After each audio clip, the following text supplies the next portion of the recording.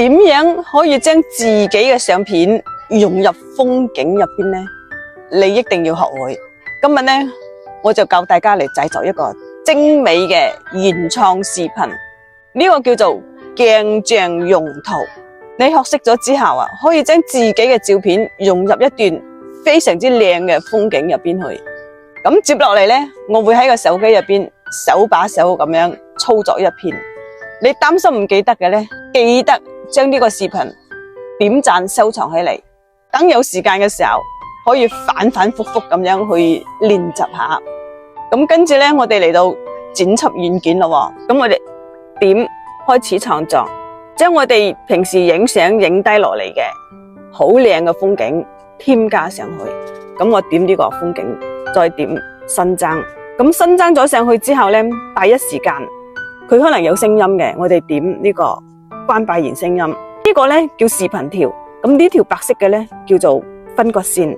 咁下低呢一欄呢叫做工具欄。我哋喺下邊揾隻個長闊比例，點一點，點呢個3:4，再點打勾。跟住我哋要複製呢一段視頻，點呢個編輯，點複製。複製咗另一段視頻咯，我哋點一點第一呢段視頻，再揾隻嘅切入畫中畫，我呢度叫重疊，點重疊變成咗兩段視頻咯。跟住點第一段視頻，咁樣向左移到整段視頻嘅一半，點第二段視頻，向右移到嘅視頻都係一半。跟住我哋喺下邊工具欄入邊揾隻個叫鏡像嘅功能，咁我點呢個轉換，點鏡像，將成個視頻呢已經融合咗入去咯。咁我哋要點樣將我哋自己嘅照片新增上去呢？咁點呢個新增重疊，點我呢張照片，再點新增。我哋新增咗張照片落去之後呢，將呢個照片拉到同個視頻對齊，3段視頻都要對齊。咁呢成張照片哇咁樣遮住晒後邊嘅風景喎，咁要點呢？喺工具欄入邊揾隻個移除背景，點移除背景，再點呢個自定移除，將佢咁樣畫一畫，再畫埋呢個，仲有隻手指都要畫埋佢。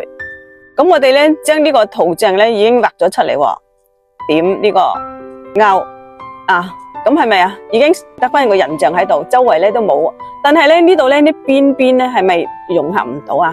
咁我哋再喺下邊工具欄入邊揾呢個遮罩轉場，即係蒙版，點一點蒙版，再點呢個圓形，呢條線咧係可以咁樣拖住嘅，拖啊牽住個人咁多。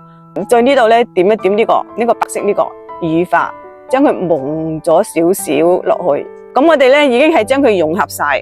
我哋點樣可以將呢個人物動起嚟咧？我哋點呢個關鍵幀，咁我哋已經打上第一針咯。將呢個圖一直縮晒佢，然後向水底下邊再揾隻下邊不透明度，咁將佢咧完全推向0，咁咧完全個人已經冇咗佢咯，捐咗入去個水底入邊咯，係咪啊？再點呢個打勾，咁我哋想佢喺個水底入邊幾耐咧？咁我哋睇住呢個時間軸啦。咁呢個將佢水底入邊捐幾耐好咧？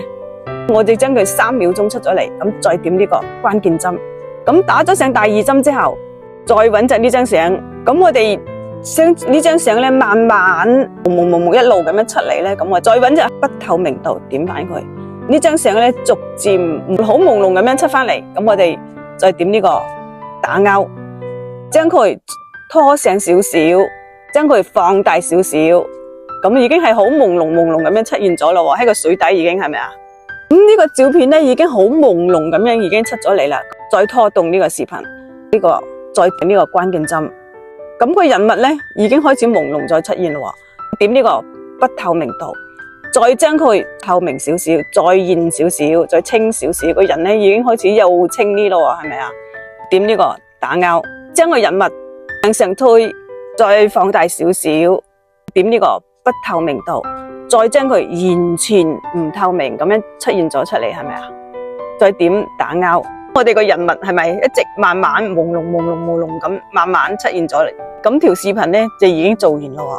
咁如果想我哋嘅視頻做得更靚嘅話，咁我哋可以點呢？我哋可以將個貼紙貼上去，再點呢個返回，點呢個貼圖。咁我哋點呢個飛鷹吓，個飛鷹出嚟咯喎，係咪啊？咁將呢個飛鷹呢個拉長佢，同個視頻咁樣對齊。我哋將呢個飛鷹推向呢個角落頭，推向佢最後邊，跟住我哋點一點呢個關鍵針，咁打咗一針落去咯喎。將呢個飛鷹乜嘢時候再出現呢？咁我哋可以將個視頻條滑向大概幾秒鐘之後就出現咗啦。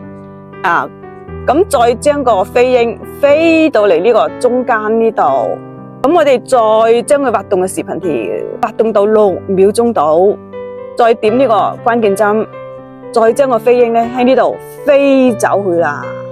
而家見唔見到啊？成個視頻咧，由個飛鷹一直嚟流，跟住咁樣飛走去啦，係咪啊？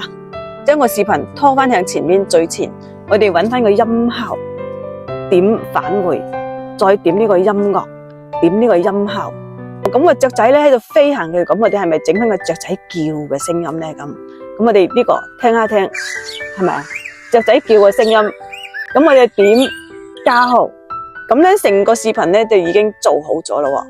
咁再點呢個小三角，呢個解析度 1080p 唔使理佢，呢個畫面速率拉滿，呢個編碼速率再拉滿，點匯出，咁喺度匯出緊咯。咁我哋等佢匯出完之後，再嚟睇下效果啦。